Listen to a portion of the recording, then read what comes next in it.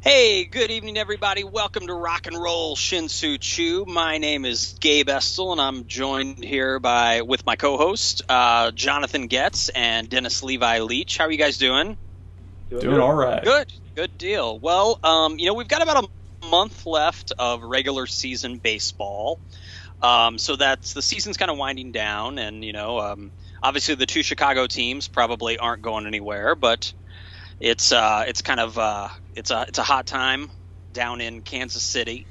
The weather's Oh, yeah. warm and the team is hot. So I'll keep your fingers crossed. Now I haven't looked at the standings because the White Sox are been playing so poorly over the last couple weeks. Cubs are looking better, but I would assume that Kansas City. The Angels are pretty much the best team in baseball right now, I think. It looks that way, at least. Yeah, after they passed Oakland. Right. Yeah. So I would Baltimore ain't too assume shabby. the Orioles are good too. So Kansas City, I would assume they pretty much almost have to win the division, right? No, Well, no. They would be in position for a wild card even if they don't have the division lead.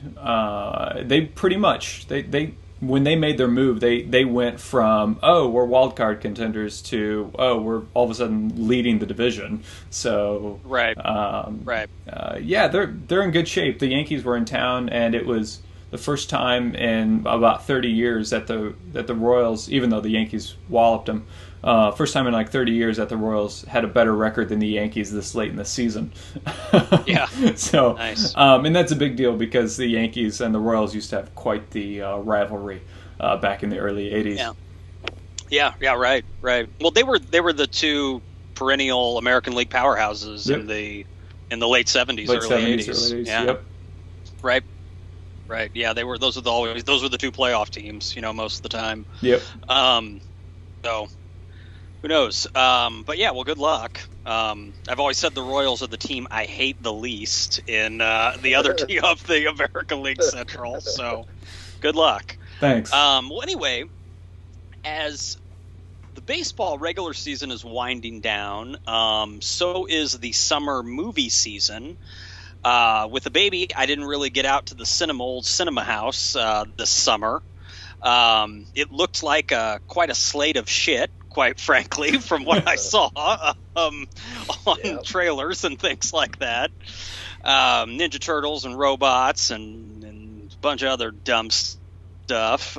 So they got me thinking as I was thinking about the summer movie season, the decline of it, the quality of movies, as well as the summer season itself.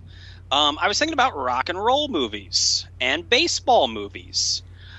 So that's how I arrived at the topic for tonight's show. So the three of us are going to share with all of you some of our favorite baseball movies, as well as some of our favorite rock biopics, as well as some ones that aren't so good, and then also some movies that we would like to see made. Who would be a good subject matter for a baseball biopic or a rock and roll biopic? So that's the focus of our show tonight. So we're going to the movies, and it should be a lot of fun. So, Jonathan, I'm going to start with you. The way we're going to do this, we've got kind of three topics, really, just to give everybody at home our agenda. We're going to talk about a good and a bad rock biopic, and then we're going to talk about a baseball movie, and then lastly, we're going to our sort of hypothetical choices. These are for a rock biopic we'd like to see made, and then a baseball biopic that we think would be interesting too.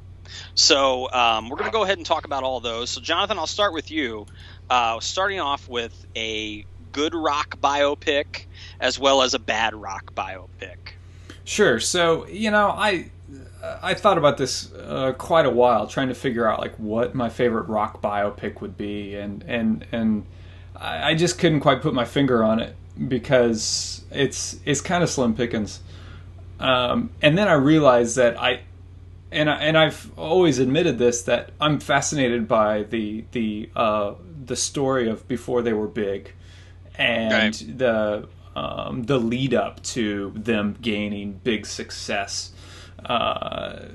And so, it could be anything. It could be 8 Mile, or like Selena, or like any. I don't even care what genre of music it's about. If you know that they're gonna break big, and it's them just kind of working hard.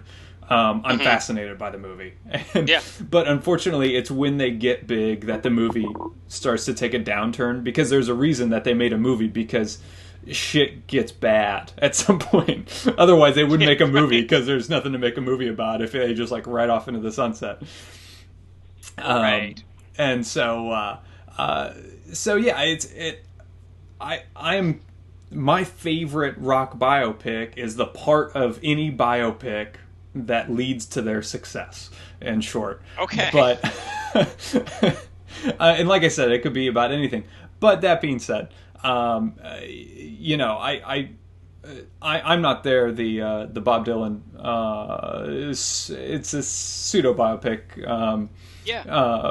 With multiple actors playing Bob Dylan, including Cate Blanchett. She's great. She's so good in that. Phenomenal. Yeah.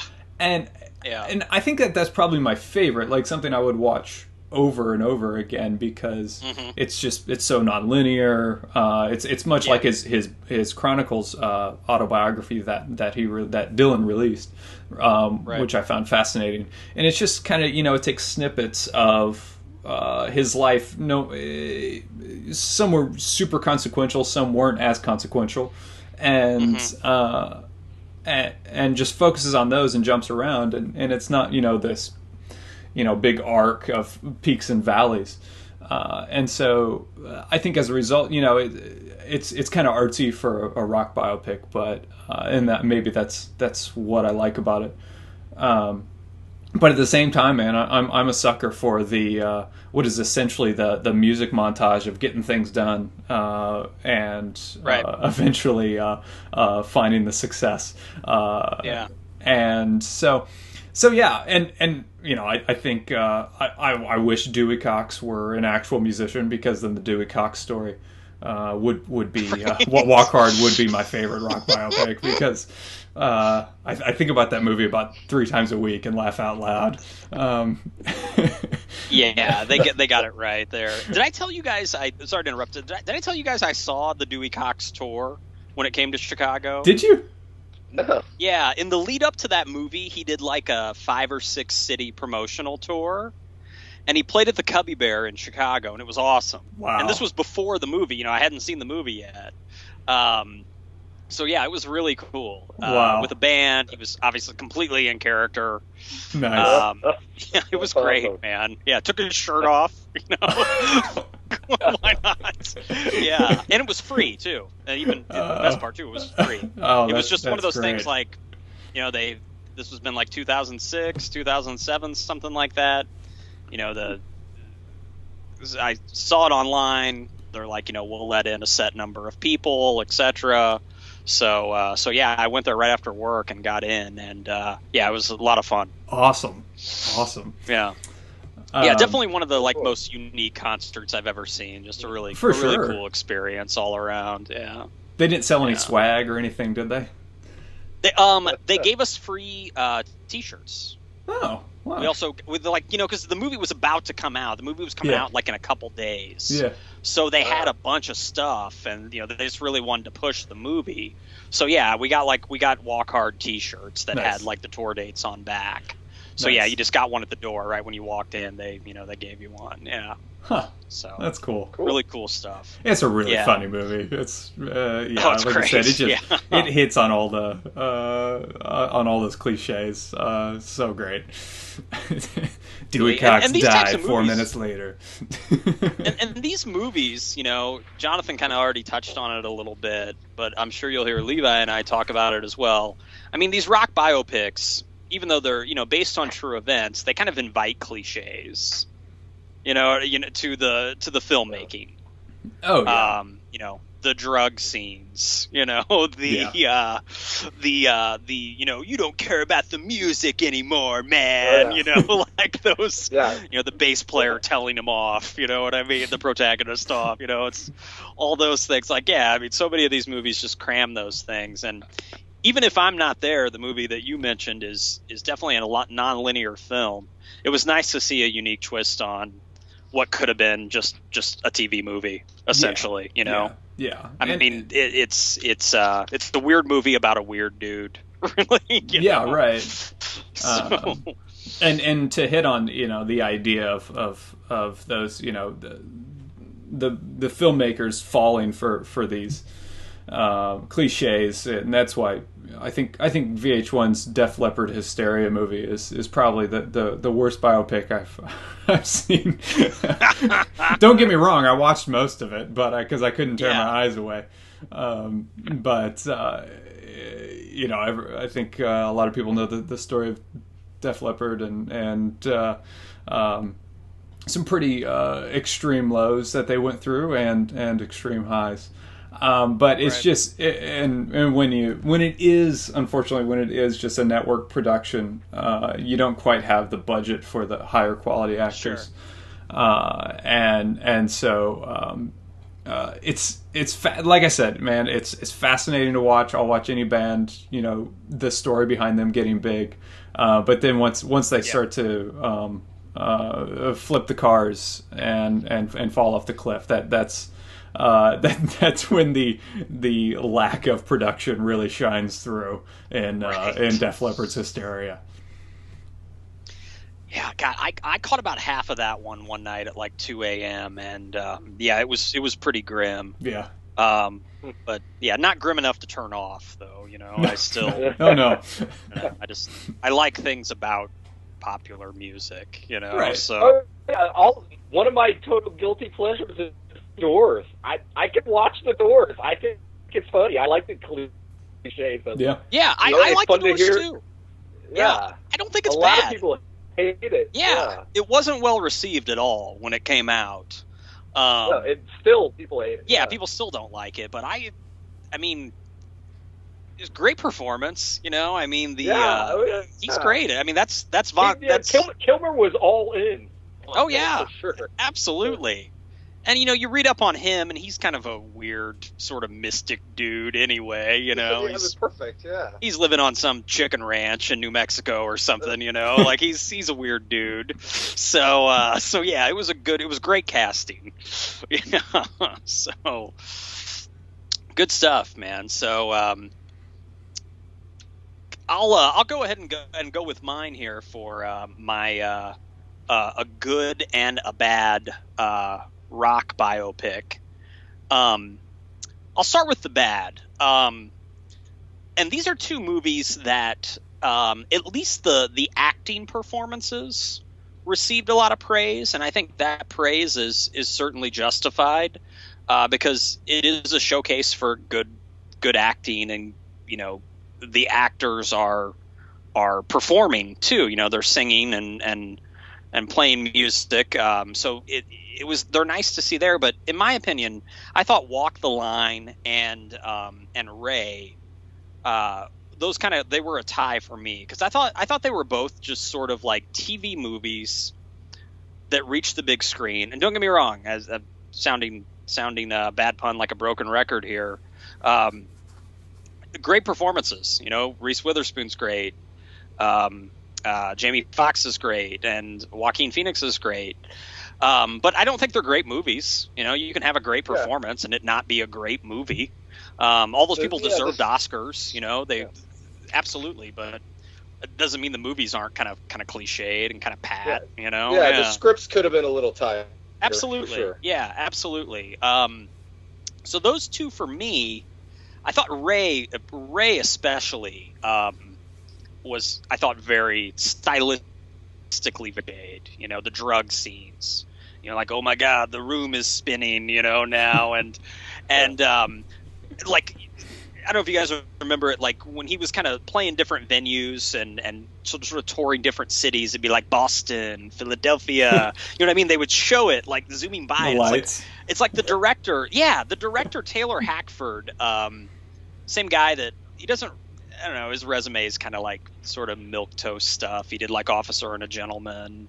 It's like he was just pulling shit like out of like the rock like cliche playbook, you know, or pop music cliche playbook. So to me, it just lacked complete originality. Even though Jamie Foxx is great, it's a phenomenal performance from him. He probably had the Oscar won about 5 minutes into the movie, but yeah. So those two for me just don't really do it. You know, I've only seen them each once. You know, I don't have any desire to see them again. Just, they were great performances, but move on to a better movie. I can't help but think of Tim Meadows saying, "Dewey Cox, you don't want none of this shit." Walk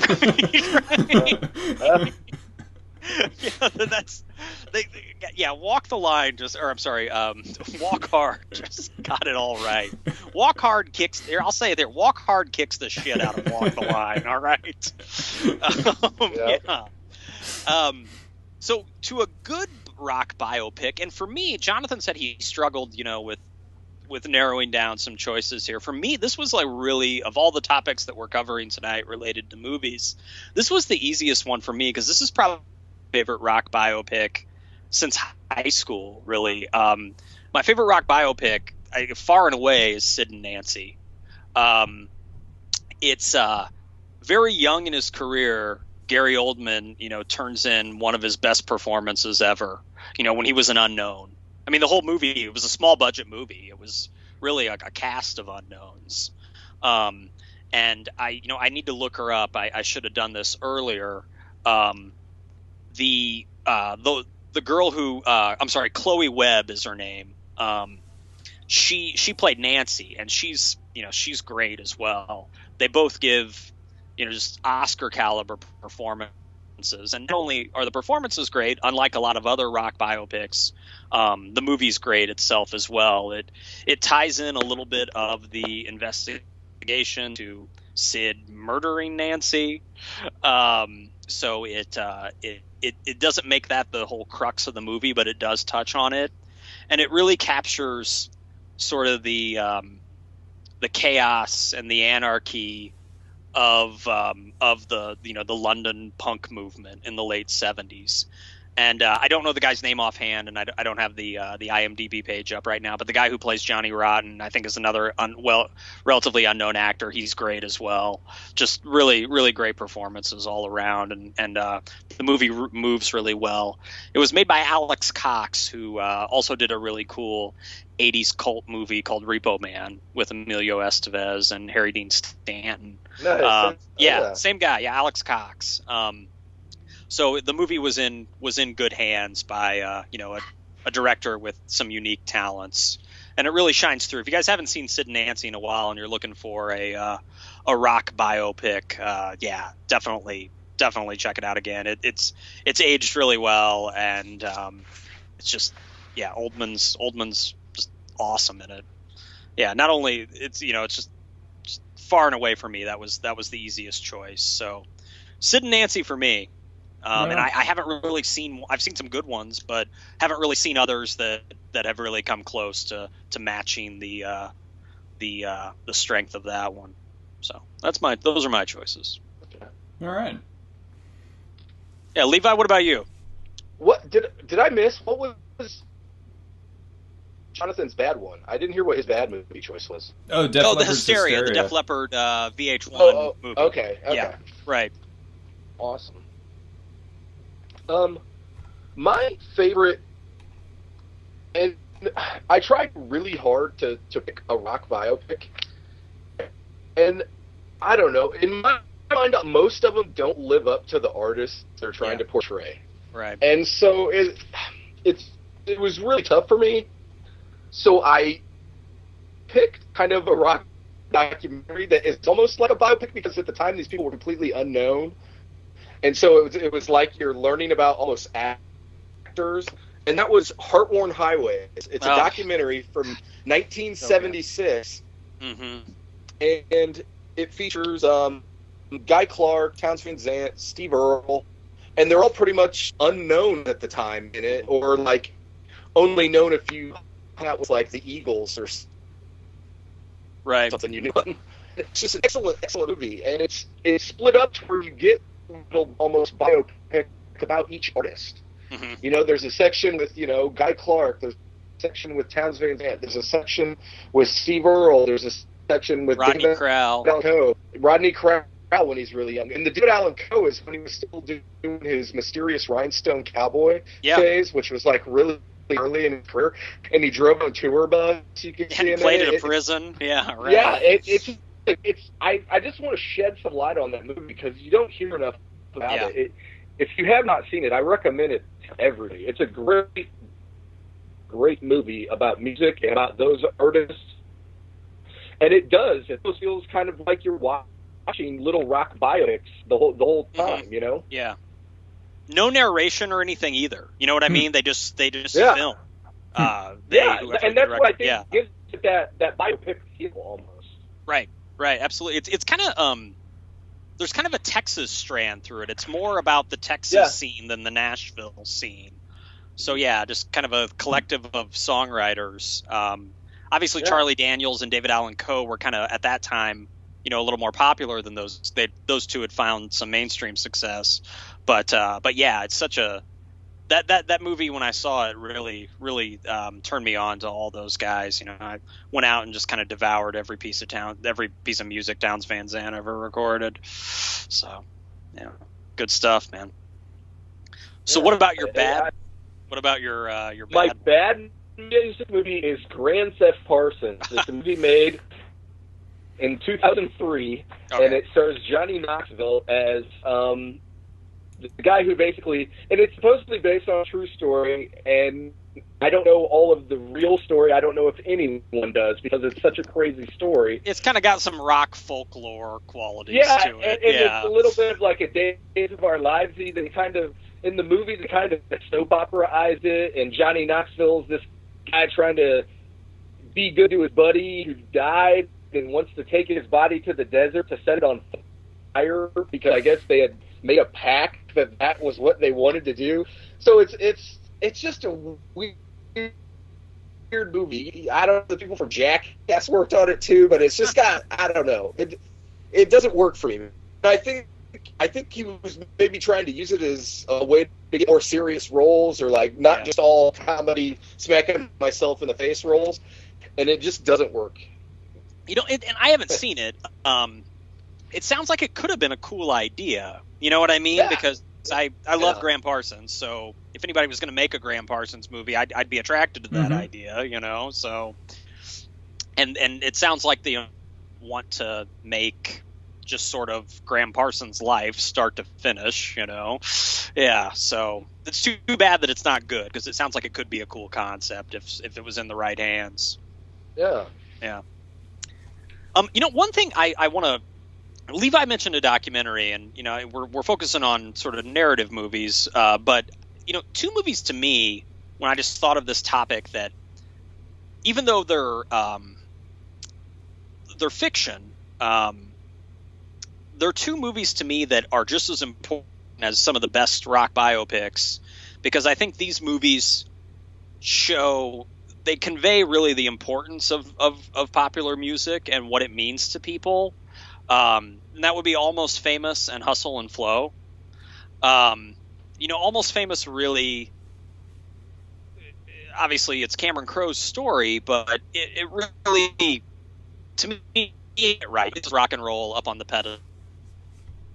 And it really touches on how much, you know, your favorite band can mean to you. You know, I know that sounds kind of corny, me talking about it like that, but I felt like they really got that right. You know, it's a little overly sentimental at times, but that movie really does justice to rock and roll and how important rock and roll is. Yeah, absolutely. And then Hustle and Flow, Jonathan had talked about, this made me think about this too, sort of about the build-up, you know, kind of like the band sweating it out in the garage, you know, sort of trying to build something, you know. I thought Hustle and Flow's scene where the guys are at Terrence Howard's place, you know, creating the rap song. To me, that's right up there with, like, you know, just it shows that hip hop, you know, is something really organic, you know, and it is like a garage band, you know, in certain regards. You know, them stapling the drink containers to the wall, you know, to create the acoustics, and DJ Qualls, who's just really good in it, you know, him piecing it together, and it just, to me, like, that whole scene, you know, that's one of the best music scenes in a movie, in my opinion, is that sequence in Hustle and Flow. Oh, phenomenal movie. Yeah, absolutely. Yeah. Yeah. Gosh, you guys got me want to stay up late and watch that now. So anyway, I probably shouldn't, but God, that's not only one of my favorite rock movie or favorite movies about music. That's one of my favorite movies. So great film. Yeah.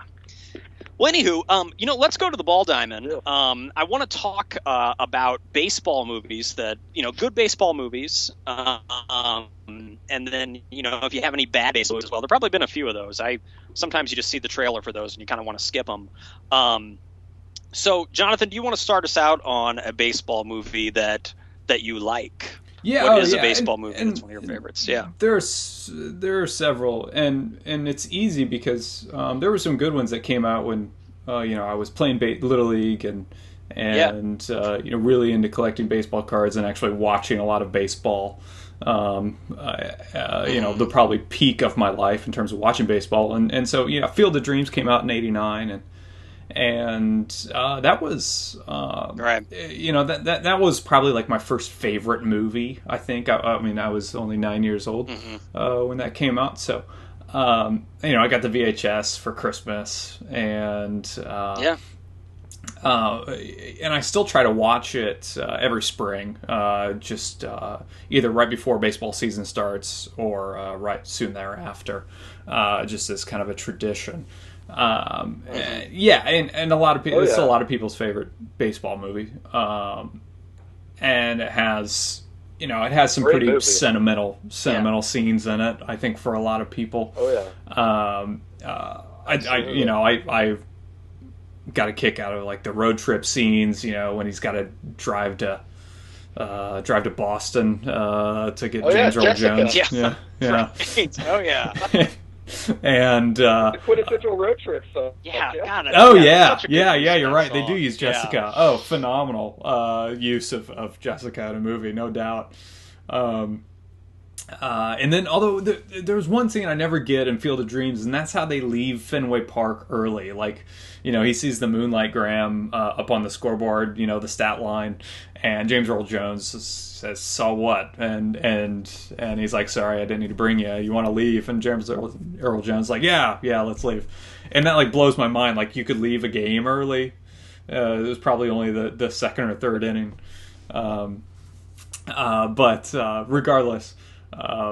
You know, coming back and you know, one of my favorite scenes is the last one. I think when they're having the catch and they zoom out and there's the line of cars that snake through the county roads leading up to the ballpark. Yep. And that's like a goosebump movie moment. Oh yeah, you know, no doubt. It really is. No doubt.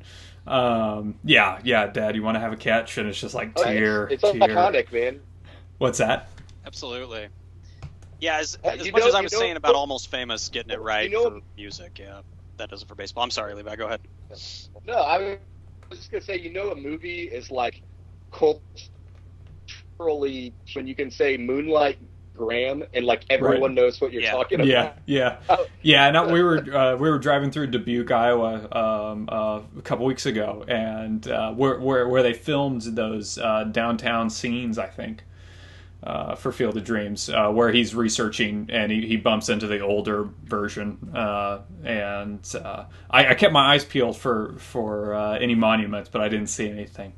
But I did go to the actual Field of Dreams when I was going to school at Iowa State. I stopped by on my way up to school one time and drove down that same road where you see him snaking, you see the car snaking, but it's weird that the current Field of Dreams, it's owned by two different estates, and so there are two different souvenir shops, and like the house is one estate, and then the field itself is another one.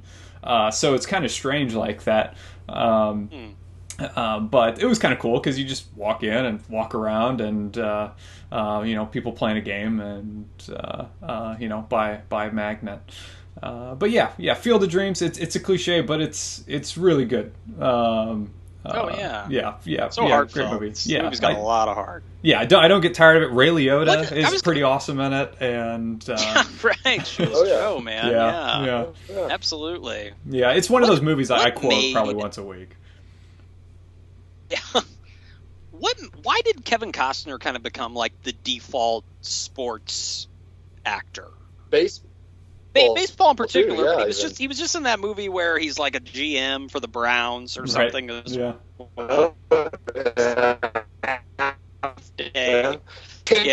Right. Yes. Cup, didn't he? He was golf. Yeah, he did. Like obviously, like Bull Durham and Field of Dreams are the cream of the crop, but he was also in that movie like where he played for the Tigers, like it was in like the late '90s, like For the Love of the Game or something like that. He was like a teacher. Yeah, he was like a teacher at a school, and got like brought to the league. And it did. I never saw it. It didn't look very good. Yeah.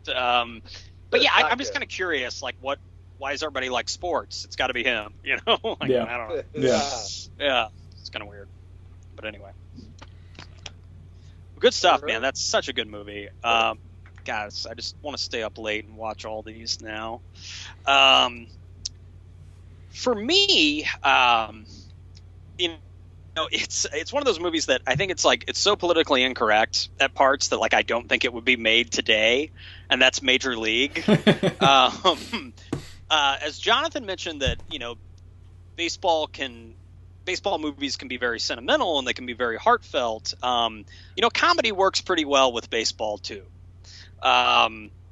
Major League comes to mind, and then also Bull Durham as well. A League of Their Own, I don't think should be forgotten either. And then, even though it's more recent, I really think Eastbound and Down is kind of, for me, became kind of an instant classic. I was waiting for like somebody to like take a Rod Beck-like character and, put him in a TV show or a movie, and they did that, and my wildest expectations. But no, for Major League, it's Cleveland, a city that's almost eternally down on its luck, right? Like Pittsburgh's gotten better. Hipsters are moving to Detroit. Like Cleveland still doesn't have it. And so it's the Indians are the focus of the franchise, and it's probably one of Charlie Sheen's quintessential roles. I've always loved Tom Berenger. In that movie, for some reason, he reminds me of Carlton Fisk. I don't know if the character was based on Carlton Fisk or not. Maybe. But he kind of reminded me of it. Yeah, Corbin Burns and Olay. Yeah, right. And then the guy that put the Crisco there up your butt, Joe Boo, the Nolan Ryan looking dude. Yeah. He's like, you're gonna have to do this shit too someday. Right. Yeah. So yeah, like I said, very politically incorrect as well. The whole movie. Wesley Snipes is great in it. The owner is a great villain. The guy who played the manager is phenomenal. I mean, it's just such a good ensemble cast. Bob Uecker. Yeah, Bob Uecker is great in it. Come on, Bob Uecker. Yeah, absolutely. So, it's just a great film. So that's my favorite. I don't know if it's the best baseball movie. But it's my favorite. It's even the wife's favorite. So it spans across genders. Oh yeah, I would say it's the best for sure. Yeah, it was too easy of a pick. I can pick it. I ended up going for my favorite baseball movie, and I wanted to keep it Cubs. And there's been couple different ones. The first one I thought of, I was going to pick, but it doesn't have enough Cubs and baseball in it. But that's Brewster's Millions with Richard Pryor and John Candy. Yeah, and it's just a great movie. He's got to spend what is it, like $30 million or something in 30 days. Right. And he's like the minor league pitcher in the Cubs system. And yeah, what I ended up going with was Rookie of the Year. And it's just an ultimate classic. As a Cubs fan, it was like all I had to hold on to. It was like, yes. I had no championships. I barely had division win. Right. And so, and there's so many great classic lines from it. Pitcher's got a big butt, and he gets his arm set in the cast in the atmosphere, and he's like, funky butt. I love it. I just love it. I don't know. Too. Gary Busey's in it. Good too. I always like Daniel Stern. He's in it. Oh yeah, Gary Busey's in it. Daniel Stern, and you can go to Wrigley Field today and see usually someone with a Rowan Gardner jersey. Yeah, nice. Yeah, you're right. Nice. It's one of those things. Like it's Levi touches on some good stuff here because it's odd that that's kind of become a cult classic. You know what I mean? Yeah. It was.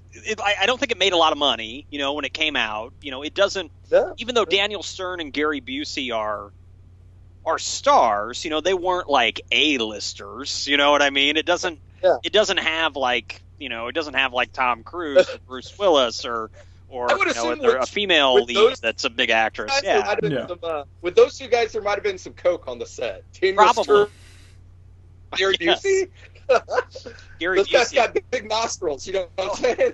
Oh God, Busey uses a PVC pipe to snort rails. All right, dude, have you ever watched his E True Hollywood Story is the best ever. He's like, I was doing cocaine off the dog.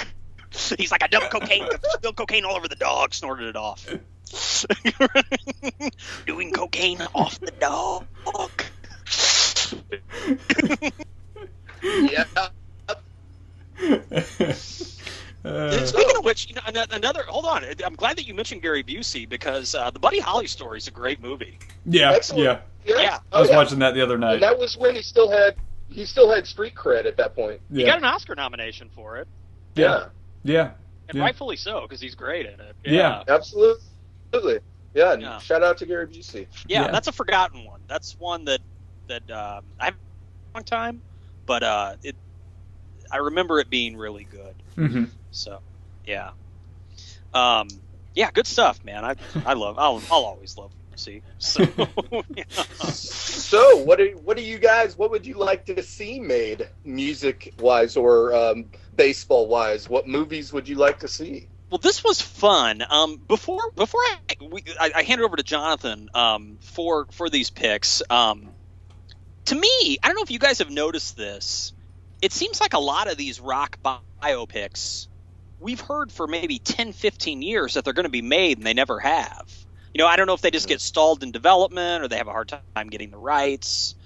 Maybe the family members, if the musicians passed away, aren't cool with the direction they're taking. I don't know. There's probably a lot of variables that factor into holding these things up. But I'm just thinking offhand, like, I've heard about multiple Keith Moon movies that, like, I don't know whatever happened to those. Yeah, Betsy said that Daltrey hasn't been impressed by a lot of the scripts for those. Yeah, I'd heard Jason Schwartzman was going to play him, which I think is an awesome casting choice. Yeah.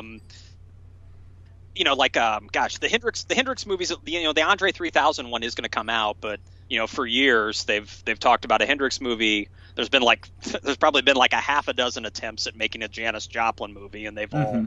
I think even some of those like started filming and like it got scrapped.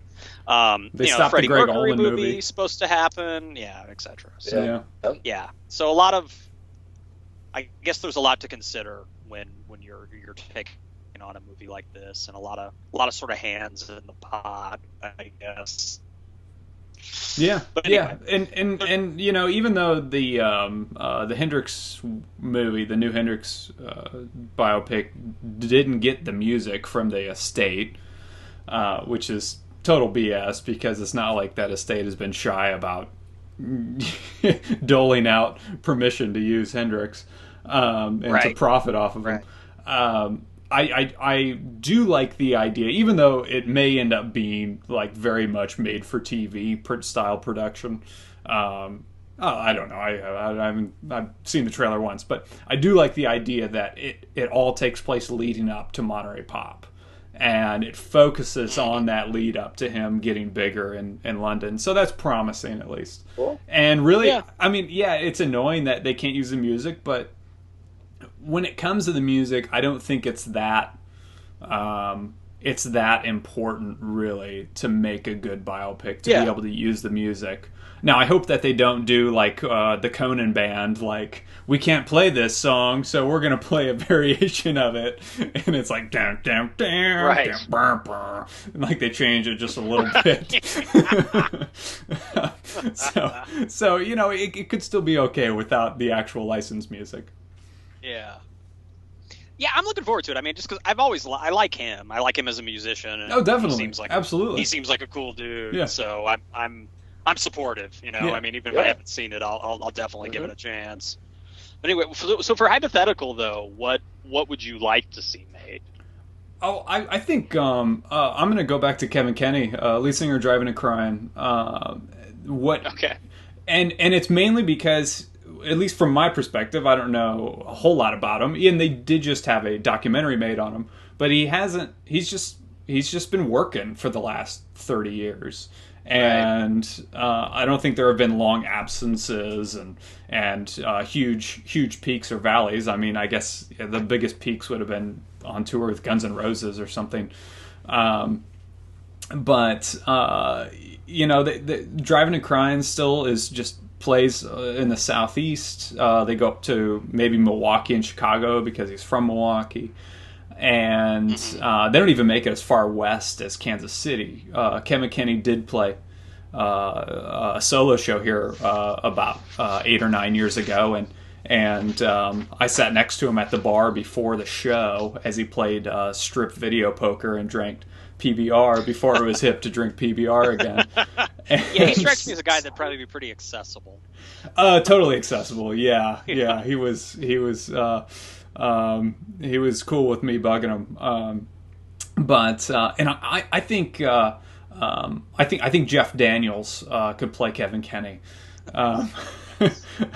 They bear a somewhat of a resemblance, and I think Jeff Daniels also plays guitar.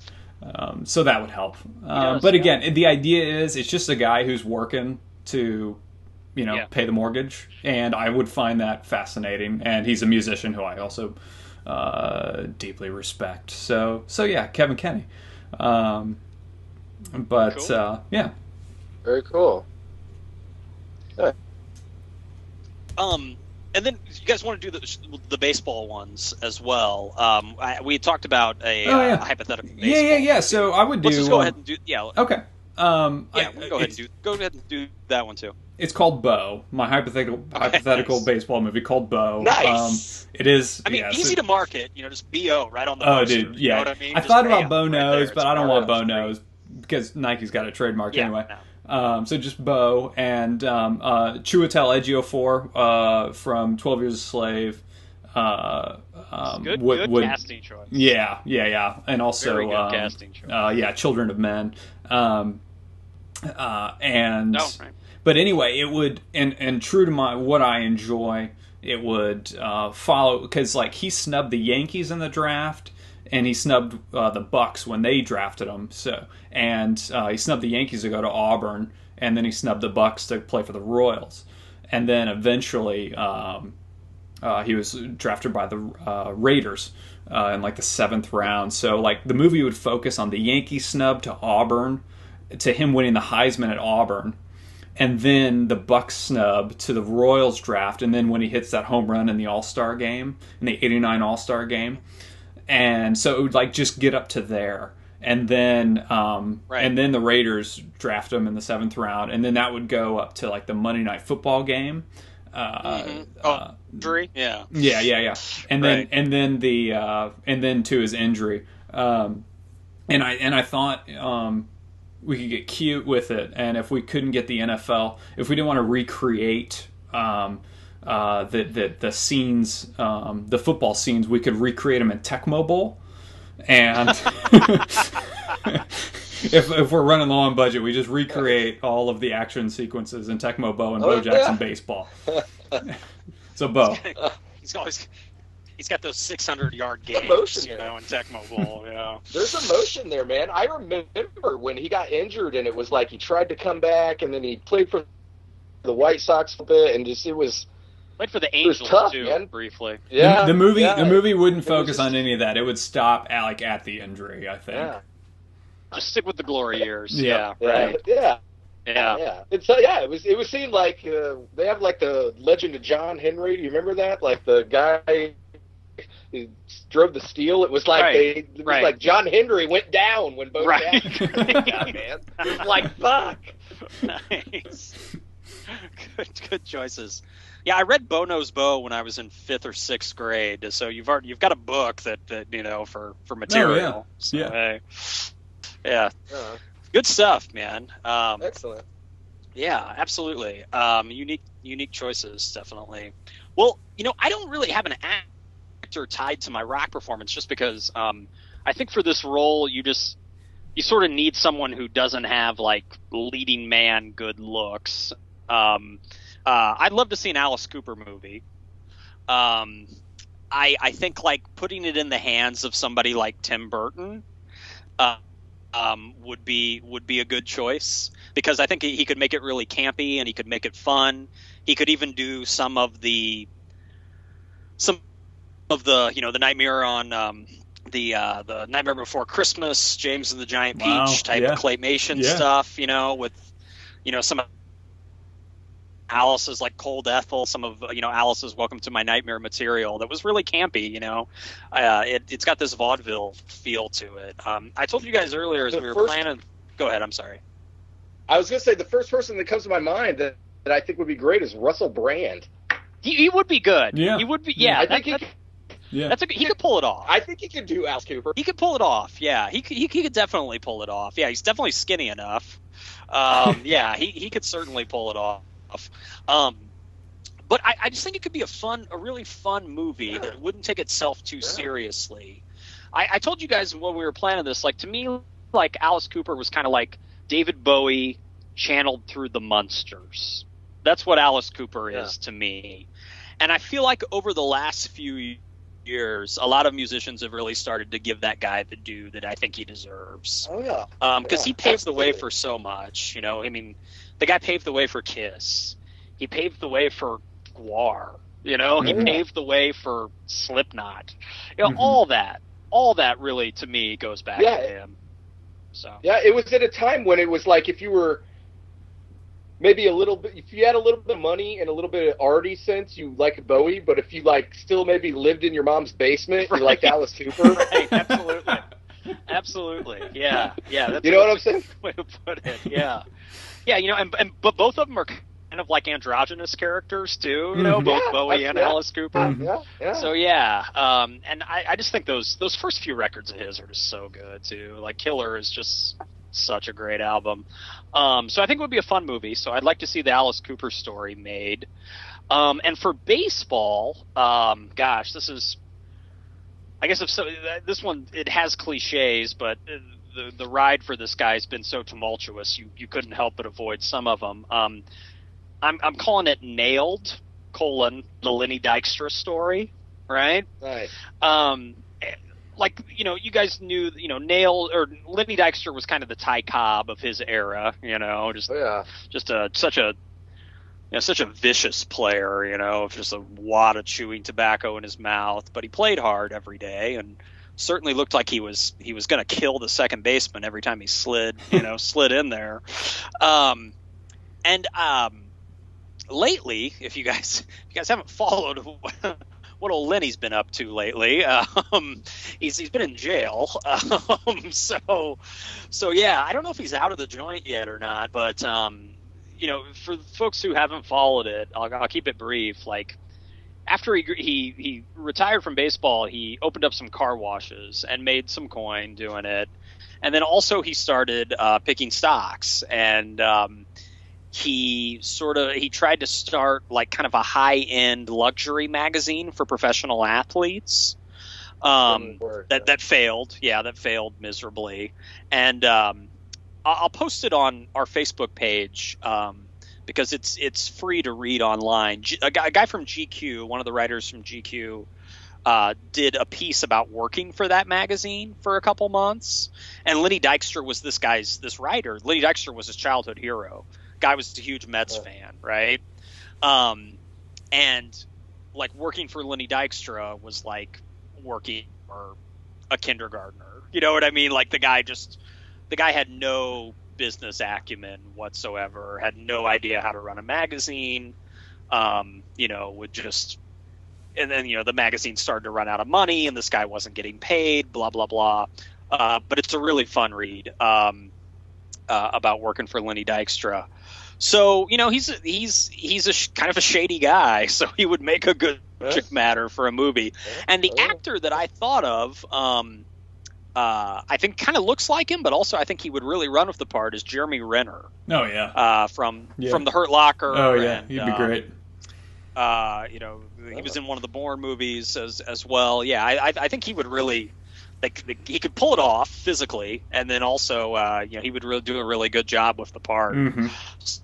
So yeah, the Lenny Dykstra story. It's kind of a rise and a fall, but it would be an entertaining one at that. Oh yeah.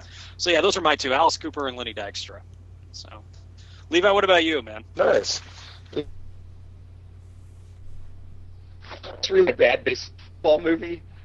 I want to just say it real quick. My not good baseball movie is Hustle with Tom Sizemore from 2004. Oh, yeah. And like we were saying, we think it might have been an ESPN. Right. Or it's just straight to DVD, but yeah, it's not a good movie about Pete Rose at all. Yeah, it's the baseball movie of the Hysteria movie that John. Yes, absolutely. For Ryo pick to be, this was really easy because I wonder why there isn't one already. But I was going to call it "Inspiration Moved Me Brightly," the Jerry Garcia story, sure, and it was going to star Jack Black. Nice. And nice. I comedy or serious? I like serious. But like, obviously, the story of the Grateful Dead is going to have some funny shit along the way. You know what I mean? Right. Especially once they get into like the heyday days. But I think it would be neat to see the start of it from like maybe the Jug Band days. Sure. See like Jack Black, acting that when Garcia was still clean cut and wearing white button-up shirts playing banjo. Right. And stuff. And then take it through. I don't know if I want to see him take it through maybe more than the 80s. Because 90s Jerry to me is just kind of sad. Yeah.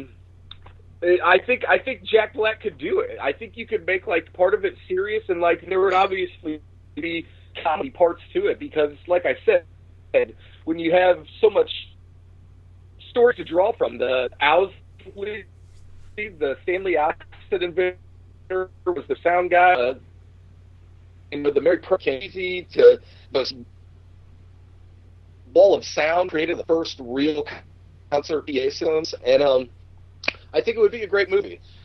And so for my baseball movie to be, I don't know if there's one about. I think there may be just one about like Canseco or McGuire or what. Nice. But yeah, I would like to make a movie called Juicy, the 1989 Oakland A. Nice. And that's the year, even Walleyes had like ham hocks for forearms, and they won the World Series. They all got rings from it, all of them. And I think there's probably a good movie to be made in that story. Levi, if you make that, I've got a casting choice for you: Craig Robinson as Dave Henderson. Nice. Nice. Yeah, I think Jamie Foxx could pull off Ricky Henderson too. Yeah.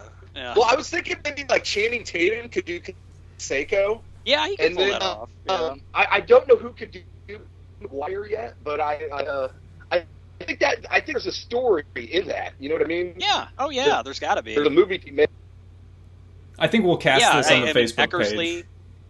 Yeah, you got Eckersley, who I assume was still drinking at the time, heavily. You know, you got LaRussa. You know, you could have somebody cast as LaRussa. Like that's a meaty part, right there. Yeah, the dad from Blossom would play Tony LaRussa.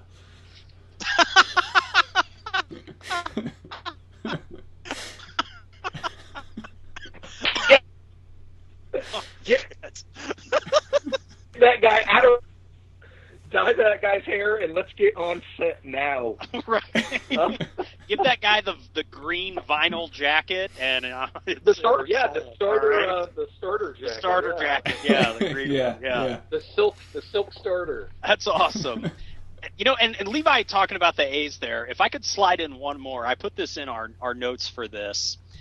I say, even though it was tragic what happened to these guys' career, if we want to just go all-out comedy with it, Dave Chappelle is Darryl Strawberry. All right? Dave Chappelle as Strawberry. You know, I'm picturing like him in like a Cosby sweater, you know, like in a Maserati, you know, like, rolling around Queens with like a Coke spoon, you know, right? I could see like one of the Wayans being Doc Gooden. Doc Gooden, yeah, right, definitely. I could even, you know, if we made the movies, I could even have Jeremy Renner play Dykstra, you know. There it is. Yeah, I could. Parallel. He's returning. He's playing in this movie too. Suddenly, it's like the Marvel DC universe. Right. Crossover. You guys, if you guys have any Keith Hernandez casting choices, please put them on the Facebook Keith page. Hernandez. Right? So, yeah, right. Oh man, yeah, definitely. So, wow, good stuff around. Nice. Start working on these scripts. It was fun to go to the movies and talk about baseball and talk about music and yeah, good stuff. Keep the conversation going. Yeah. And also want to tell everybody as well, we are on iTunes now. So yes. I appreciate Jonathan getting that set up, and you can go ahead and go. I think I dropped out there for a second. You can go ahead and go. We'll post a link on the Facebook page, so you can you can check out iTunes. Rock and Roll Shin-Soo Choo on iTunes. Yep. So should be fun. Yeah. I want to go ahead and talk about our cards here. To show our cards, I think we'll just continue with the order that we had previously tonight. So we'll go to Jonathan, and then I'll share my card, and then Levi can show his card as well. So what do you got? I got a guy who had some of the most unusual cards throughout his career. Some that showed neither his face nor his logo or anything, where you didn't know who it was unless you just knew his form. And in this particular one, he's throwing a football, and it is Nolan Ryan, 89 Upper Deck. Nice, great card.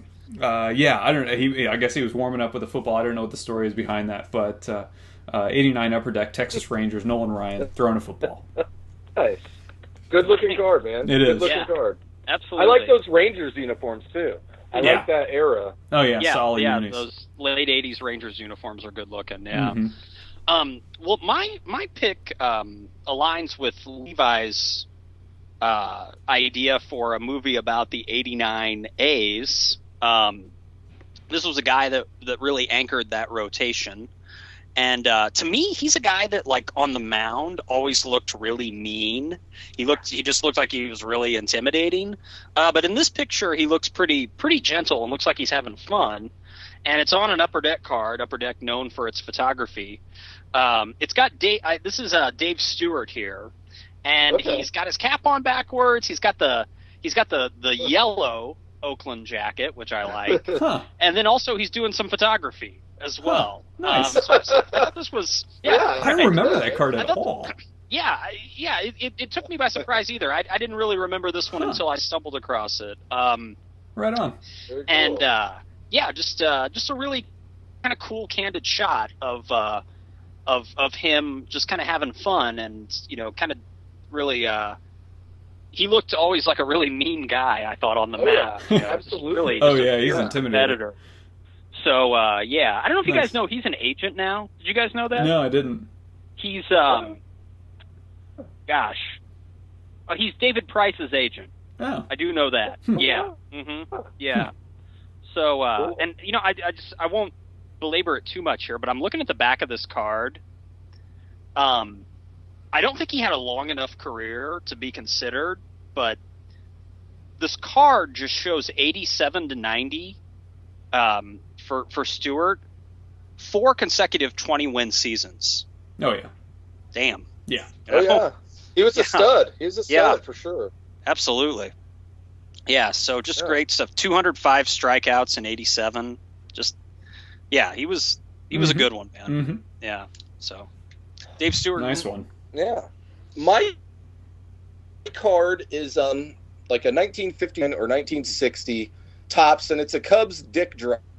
And it's not really the front of the card or the player that I like, although that is the really cool, neat old Cubby Bear logo, if you guys can see it. Mm-hmm. What I like is the back of the cards. And at the time Topps did this, they would have the little cartoon. Oh, They would have a little quip about the player.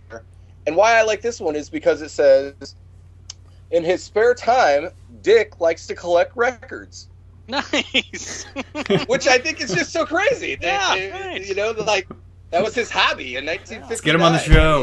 You know, Dick Drott collected records back in the day. Nice. We'll look him up. He's got Sinatra pressings, man. I see Dick Drott with like a pipe, you know, kind of like pulling out a 45, you know, kind of looking it over, you know, yeah. Stan Getz acetates. Right. Yes. Definitely. Dick Drott's a huge Stan Getz fan, all right? Yes, absolutely. Okay, yeah. Brubeck, too, man. Good stuff. So, yeah, good cards all around, yeah. Good show, fellas. Good show. Yeah, All right. absolutely. Nice work.